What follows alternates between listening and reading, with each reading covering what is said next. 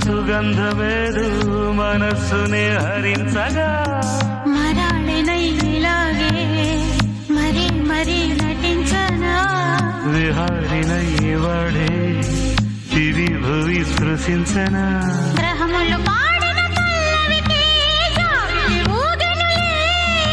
కొమ్మను తాకిన